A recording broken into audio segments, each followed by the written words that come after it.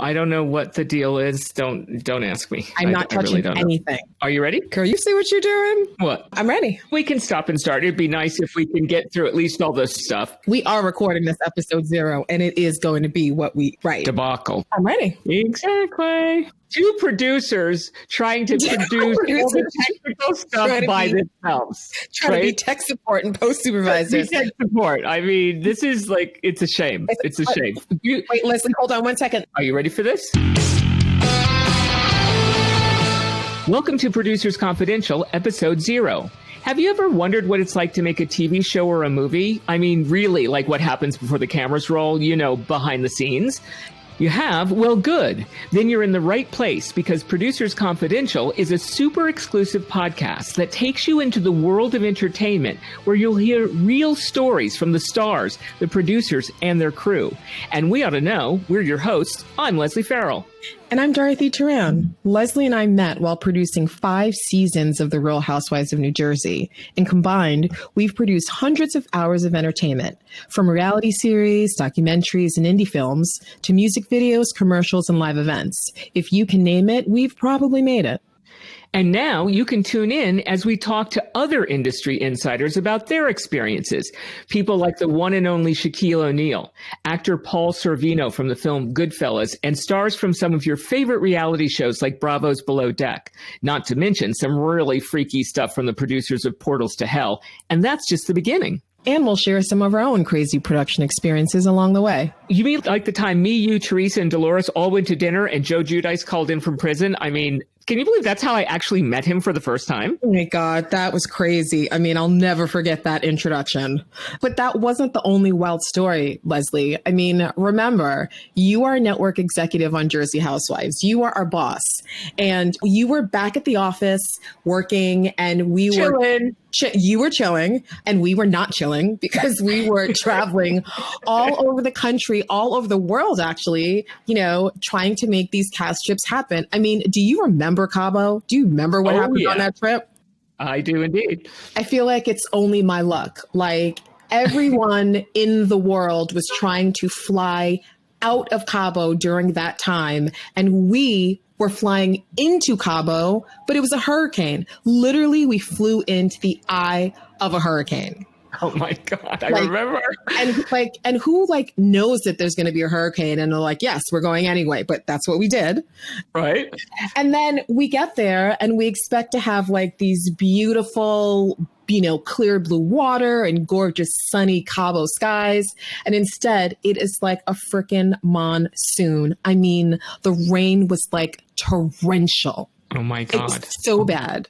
And we're trying to figure out what are we going to do in replace of all these amazing outdoor activities. Right. We couldn't figure that out.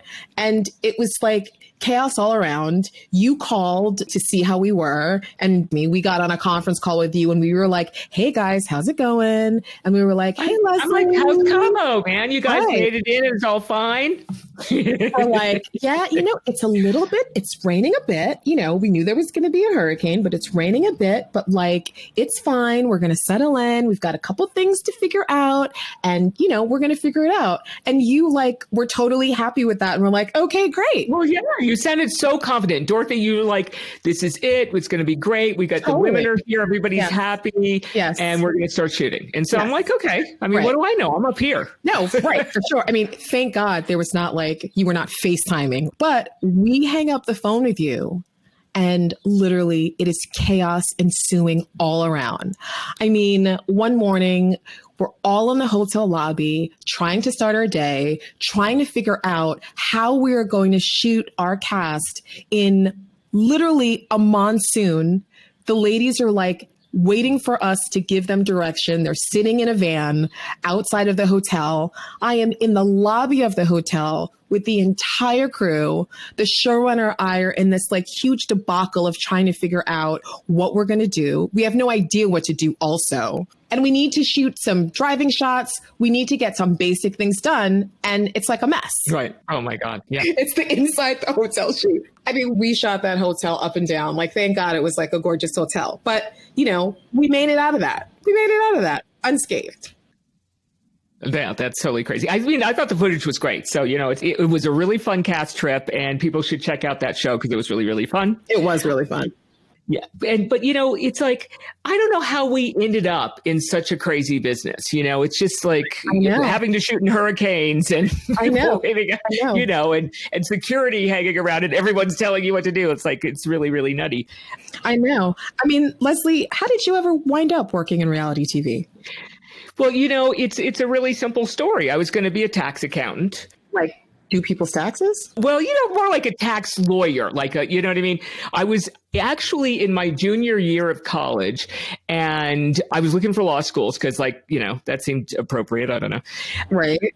And my roommate came home one day and said, the NPR station is looking for a radio announcer. You have a great voice. You have to go apply. And I was like, never doing that. Her name's Amy, by the way. I want to shout out because I tag her all the time as responsible for the debacle, which was my career. I mean, at least Amy got you out of being a tax accountant because I cannot see that. I cannot see you as a tax accountant. And I was a really bad accounting student. Okay. I am not lying. I was a bad accounting student. So believe me, all CPAs just breathed a sigh of relief. So I go down to the NPR station and I'm like, I'm not going to get this job. Anyway, right. I go in there and I talk to the guy and I swear to you, this is true. Walked out of there with my own show, opera and classical music. Yep. So for the last year and a half of undergrad, I had this radio program on Saturdays, and then it changed my attitude and decided I wanted to go into broadcasting. And so I went to grad school for broadcasting instead. Wow. Yeah. So that set me on the road, and I really got into documentaries. I was a documentary filmmaker for many, many years, worked on a lot of stuff for PBS. That took me to HBO. I, won an Emmy and a Peabody. You're so fancy. I am fancy. You're very fancy. Right? And I made some really interesting films. I mean, that's one of the great things about this business, regardless of what genre you're in, but certainly in docs, where you get to meet interesting people and do weird behind the scenes things, like behind the scenes at the Hearst Castle. There really are some secret hallways and there really is a gold toilet. I ought to know. What you do with the gold toilet, Leslie? I am not going to tell you. That will remain confidential. Confidential. I did a couple of years of celebrity interviews. So spent a lot of time in Hollywood and stuff like that. And the craziness, that's part of what's crazy about this business, right? So I had my own little company. I was doing some stuff from MTV or whatever. Get a call out of the blue, really from someone I don't even know. It was like a referral to a referral, whatever. Oh. Yeah, because Spike Lee's wife, Tanya Lewis-Lee, was producing with some producing partners a new dramatic series. And they got my name, and I had no experience in dramatic TV, but for whatever reason, thank God they did. They hired me for that job, and I produced a dramatic series with Spike Lee and a bunch of other, LeVar Burton and other people like that. Miracles Boys? That was Miracles Boys, yes. Nice. And that was a fabulous experience, wonderful people. And then years later, I was making an independent documentary film, actually, called Electoral Dysfunction on the history of voting in America, which is sort of interesting because it's not what you think. Anyway, Mo Rocca was the host, and we were making that, and it was the 2008 election, which is, let's face it, 2008 election, unbelievable that that's what we chose. Yeah. Wow. But the whole the American economy tanked. Remember, that was a really bad time. It's a really bad time. Ugh, really bad time. And, you're an independent filmmaker and you have different agreements with people that come in for post financing and stuff like that. But the whole world shrunk. There was no money. Yeah. So we lost all the financing that we were going to get. So we ended up sinking all the money in the company just to get it in the can. Oh, my goodness. Right. Just to get it done. Because you're shooting. It's an election. You can't stop shooting. Right. So we got it in the can. I had to, close my company. We did eventually get the show finished, and it's on Netflix, in case you want plug. So then I ended up having to take kind of like a square job, meaning working for someone else. Right. And so I was heading up original programming for NYC Media. I was living in New York at the time. Did that for a few years. The economy came back. Things started to get a little better. And then again, lo and behold, someone I had worked with 15 years before calls me out of the blue and says there's a VP job, an executive in charge of production is the technical title, at Bravo, and I think you should apply for it. You'd be really great. And I'm like, I don't know how to, I've never produced reality shows, but then again, I'd never produced a dramatic series. And I'd never, it's not like, well, I'll go apply. We'll see what happens. Yeah. Right. Right. So I got the job. So I ended up at Bravo for 5 years and was the executive in charge of Housewives of New Jersey, Manhood with Children, and Southern Charm, a bunch of shows. But that's how you and I met. That's where we fell in love. That's where we fell in love. And you know how I got there. How did you get there? Oh my gosh. I went down the weirdest, unplanned, windy road ever.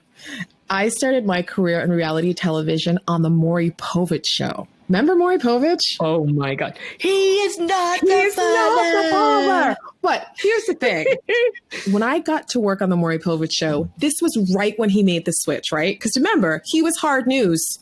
Oh, right. For all of his career. Married to Connie Chung. Yep. That's right. Like that. They were hard news anchors. And I don't know what possessed him to make this like complete, 180, but he did. So I worked at the Maury Povich show, but I didn't even really work on the Maury Povich show. I was the switchboard operator at the studio.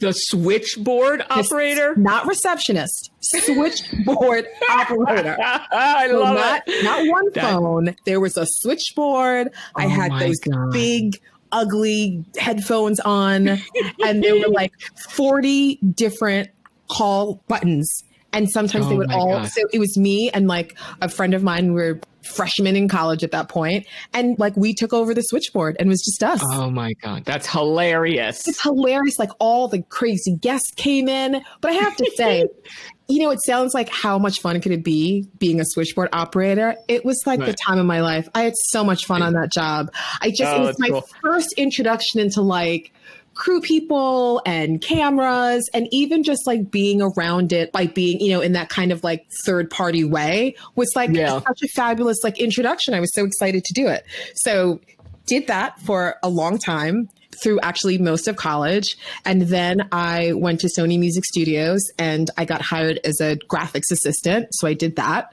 That was probably the best job ever because there was a post-production house and a recording studio all in the same facility. So, and Tommy Mottola was the president of Sony at the time. He had just married Mariah. Back then. Oh my God, Mariah. She was hot, girl. It was so glamorous. It was like such the heyday. Right. And so I was there. I mean, we would see like Jennifer Lopez was in the studio recording her very first album when I worked there. Oh my God, that's crazy. On the 6th. She was dating Diddy, so there would be like Diddy and J-Lo sightings in the hallways outside the studio all the time. The hip hop artists would come and like do overnight sessions. So that was where like DMX and Fat Joe and Big Pun. I mean, it was just like a blast. It was really so much fun. That would be cool. That would be cool. And then, after that, I then started kind of ascending into production. I worked on Room Raiders. Remember that MTV show Room Raiders? Where not that you could make that show today in television, but a million years. Not right. But like, so, it's all about teenage kids and like basically like a blind date for teenage kids. And the kid gets to guess who they're going to date after they've like searched the girl or the guy's bedroom. My God. And then like the kid would get thrown into a van and we would abduct them on camera and drive away with them. And there was like you'd be under the jail today. Under the jail.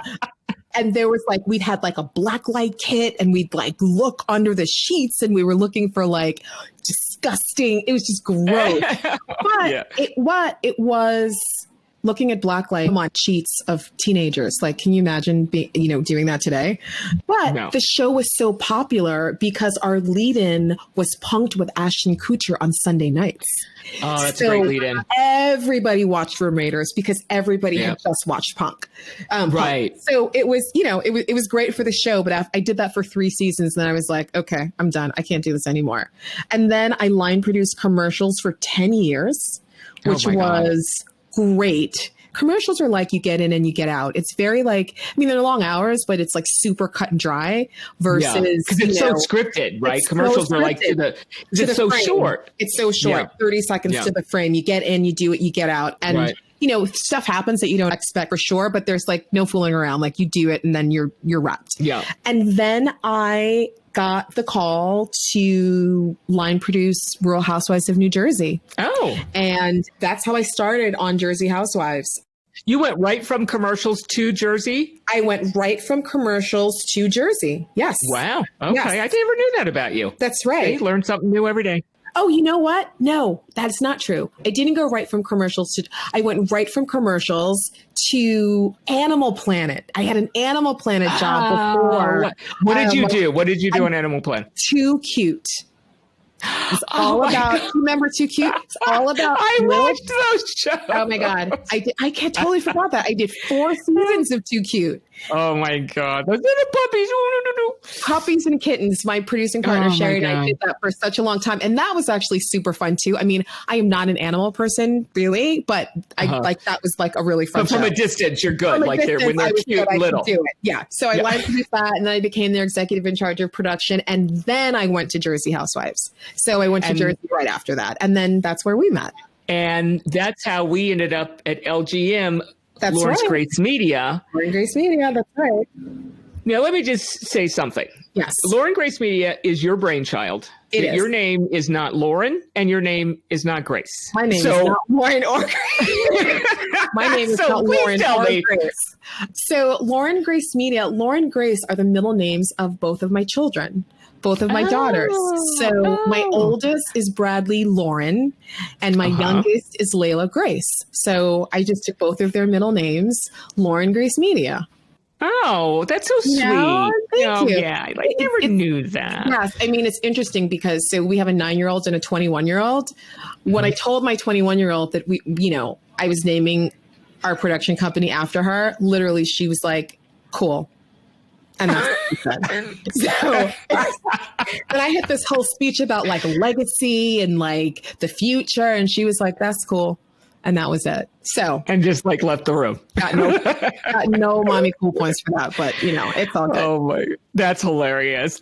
You gotta love kids. I don't know. I know. You gotta love it. Yeah. And so that's us. We're Lauren Grace Media, and here we are. And yeah, here we are. So guys, make sure you check out Producers Confidential each week for a new episode where we'll talk to producers, talent, directors, athletes, glam squads, and crew for a real behind the scenes look at what it takes to make some of your favorite shows and movies. We'll be launching this summer, so watch out for the announcement. And don't forget to subscribe to our podcast. Until then, keep it confidential.